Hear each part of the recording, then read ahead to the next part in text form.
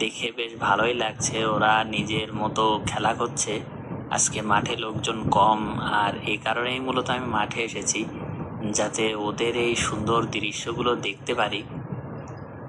লোকজন থাকলে হয়তো এতগুলো শিয়াল একসাথে জড়ো হয় না। এপাশ দিয়ে লোকজন যাতায়াত করে। আজকে একেবারে নিরিবিলি পরিবেশ, এর জন্য ওরা এখানে বেশ খেলাধুলা করছে।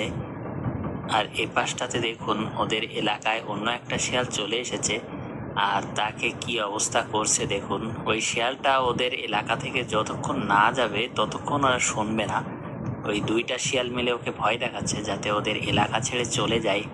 আসলে এরা বিভিন্ন গ্রুপে বিভক্ত থাকে শিয়ালরা, আর এক দলের শিয়াল অন্য দলে চলে আসলে এভাবেই ওরা রিয়্যাক্ট করে।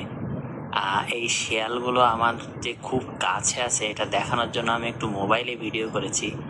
এই যে দেখুন শিয়ালগুলো আমার থেকে কতটা দূরে আছে, মোবাইলে কোনো ধরনের জুম করা হয়নি।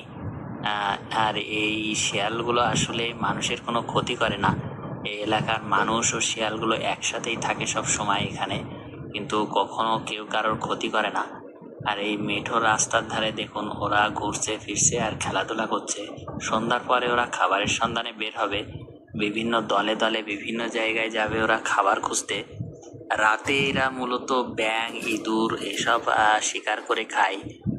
আর এই যে দেখুন ওপাশটাতে বেশ কিছু ছাগল আছে, তবে এই ছাগলগুলো যদি রাতে পায় এদিকে তাহলে ওরা কিন্তু খেয়ে ফেলতে পারে।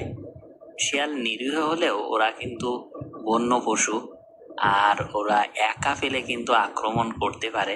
অনেকগুলো শিয়াল একসাথে